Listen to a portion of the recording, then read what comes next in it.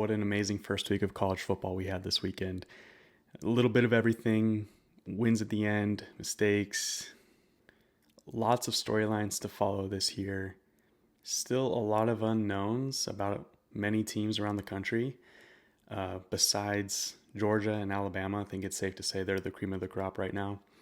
And then college football playoff expansion. So we're going to be getting into all that in this video. Let's get right into it.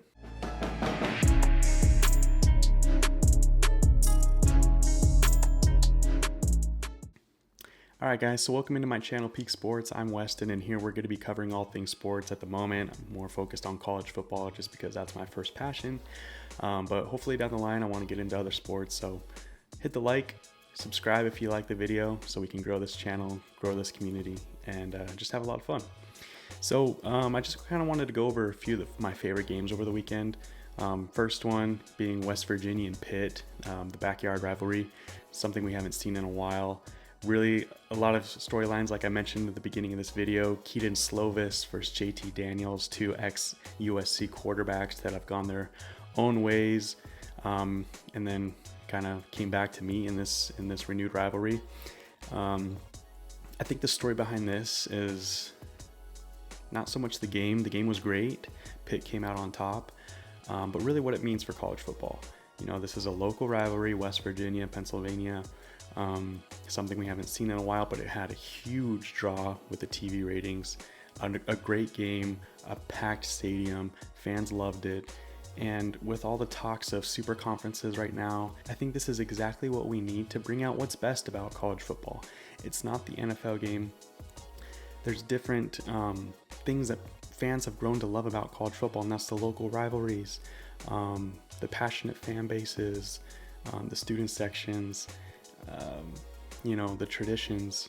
I know the NFL has a lot of that, but with all the talks about these two super conferences with the Big Ten and the SEC, I mean, I know it's probably inevitable. We're going to be going in that direction, and I just think that keeping some kind of you know, base of what college football has been over the decades is great for the sport.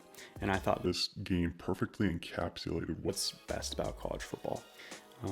So I know down the line we're probably gonna be moving towards those two super conferences, and then maybe a best of the rest conference. But I thought this was an amazing game, and I want to see more of this going forward. Next game, you know, Georgia-Oregon. Georgia looks scary this year. I don't know whether the Oregon Ducks are just that overrated or Georgia is that good. I think it's more Georgia. It says more about Georgia than Oregon. I think a lot of teams would have had the same result going against Georgia. I think it was a tough situation for Oregon going really coast to coast across the country.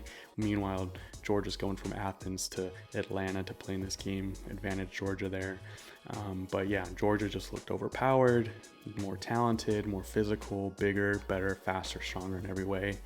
I guess we'll see. Time will tell whether Oregon is that overrated or not, or if Georgia is just that dang good this year. And then LSU Florida State, man, that was an entertaining game. And that's one of those games where, and I think it's another thing that makes college football so great. It wasn't the prettiest game in the world, but it was a hell of a game, super entertaining to watch. The ending, man, let me know in the comments, is that on the kicker or is that on the protection on the edge? Obviously everyone knows Florida State came around the edge to block the field goal, not the field goal, the extra point, to prevent overtime and take that game after LSU drove the field and scored a last second touchdown. Man, well, let's see what Brian Kelly has in store for LSU. I know things are not so great down there right now, understandably so. There seems to be some drama between him and some other players, but hey, I think LSU will be fine over time. But is Florida State back? I think time will have to tell with that one. One game's not going to decide that. I know they played two, but I think the first one wasn't up against that great of a team.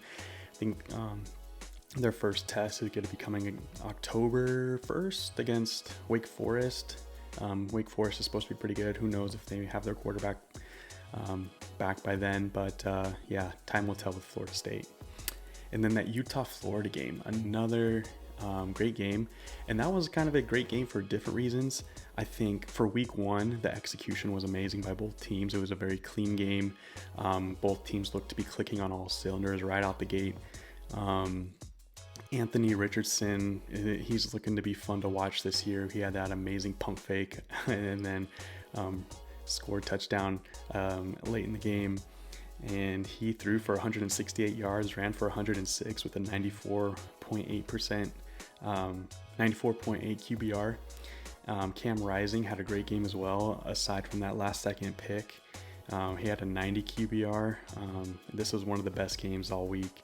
I don't know what this says, like I said, a lot of unknowns still. Florida, are they that good, or is Utah a little bit overrated? I personally thought Utah came into this preseason a bit overrated. They're a great team. They have a lot of great players returning, including Cam Rising, which he had a good game. I think they'll do well in the Pac-12 this year. But is the Pac-12's playoff chances gone now? I mean, I think they're resting on USC. We have to see what they become. But that'll be fun to watch. So college football playoff expansion was announced. We're going to 12 teams. I personally love the decision, but I'm not like a Big Ten SEC elitist. So I think having more teams coming in is great, giving an opportunity for upsets. And I know a lot of people have said, well, this doesn't give the best team the championship, or we're just going to have another Georgia game every year in the playoff, which I don't 100% agree with, just because these are preseason rankings. When we have the seedings in the playoff, it's going to be a whole season of actual on the field resumes. I think there are going to be blowouts, of course, but I do think there's going to be some upsets here and there that's going to make it exciting. I mean, that's what makes March Madness exciting. Not all the best teams go to the Sweet 16. Not all the best teams go to the Elite Eight, the Final Four. There's those Cinderella stories that people love.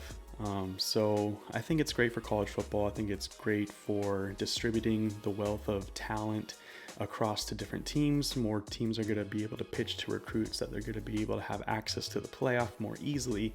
I think it's going to be great for the sport, in my personal opinion. Let me know what you guys think in the comments. Leave a like and follow the channel for more sports news. Let's start a discussion down in the comment section what you guys think about week one, and we'll see you guys in the next video.